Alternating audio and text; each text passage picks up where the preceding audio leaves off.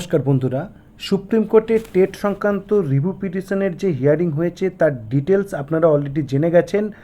আজকের এই ভিডিওতে আপনাদের সঙ্গে শেয়ার করব রিভিউ পিটিশনের বর্তমান স্টেটাস কি, কবে এই যে হিয়ারিং সম্পন্ন হলো তার অর্ডার আসতে পারে এবং তার পাশাপাশি আরেকটি পজিটিভ এবং নতুন আপডেট পাওয়া যাচ্ছে সুপ্রিম কোর্টের ওয়েবসাইট থেকে, সেটি কি এগুলি আপনাদের সঙ্গে শেয়ার করব আজকের ভিডিওর মাধ্যমে।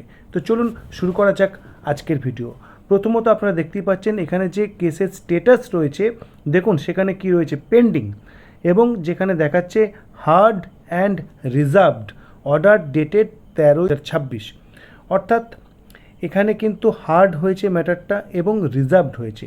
প্রথমত জানাই রিভিউ পিটিশনের ক্ষেত্রে এই যে ওপেন কোর্ট হিয়ারিং ব্যাপারটাই কিন্তু খুব একটা ইউজুয়াল না, এটি ব্যতিক্রমী পরিস্থিতিতেই কিন্তু হয় এবং সেই ঘটনা কিন্তু ঘটেছে এবং যা শোনার তারা কিন্তু শুনেছেন জাজেরা, এবং যেটি বিষয় এখন এটি রিজার্ভড রাখা হয়েছে।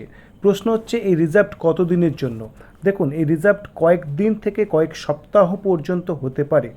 এবার এই বিষয়ে ঠিক কবে এর যে অর্ডার পাবলিশড হবে সেটি নির্দিষ্ট করে বলা সম্ভব নয়, তবে কয়েকটি দিন অপেক্ষা আমাদের করতেই হবে।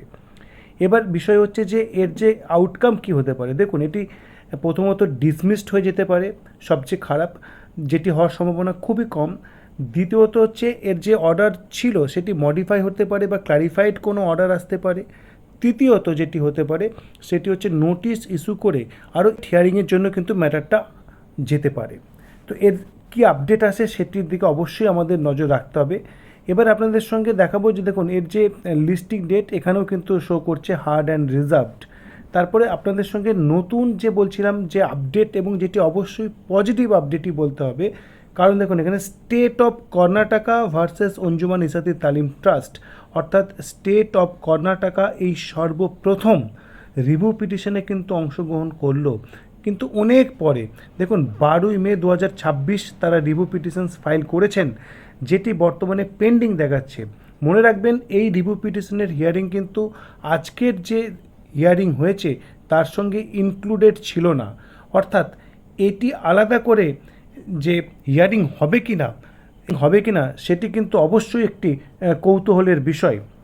তার পাশাপাশি দেখুন এটি অ্যাপ্লিকেশনস যে ফাইল করা হয়েছে ফর পারমিশন, তার পাশাপাশি দেখুন applications for listing review petitions in open court সেটিও ফাইল করা হয়েছে। তারপরে কী রয়েছে দেখুন condonations in of delay in filing সেটিও করা হয়েছে। এবার যে মূল টেট মামলায় সেখানে যে রিভিউ পিটিশনের যে লিস্ট দেখুন একদম শেষে রয়েছে, যেটি আপনাদের সঙ্গে শেয়ার করলাম, কর্ণাটকা 29341, তার আগেরটা দেখুন 29057, এটি করেছে কারা দেখুন আন্দামান নিকোবর শিক্ষক সংঘ। আপনারা জানেন কয়েকটি দিন আগেই কিন্তু আন্দামান যে সরকার তার পক্ষ থেকে টেট করতে হবে এই ধরনের কিন্তু একটি বিজ্ঞপ্তি বেরিয়েছিল। তার পরিপ্রেক্ষিতেই বলা যেতে পারে 11ই মে এই যে রিভিউ পিটিশন সেটি ফাইল করা হয়েছে।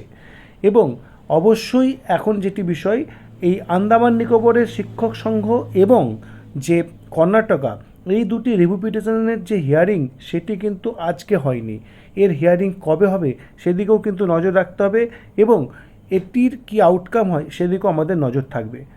আপাতত এই ছিল আপডেট। পরবর্তী আপডেটের জন্য অবশ্যই নজর রাখুন চ্যানেলে। ধন্যবাদ।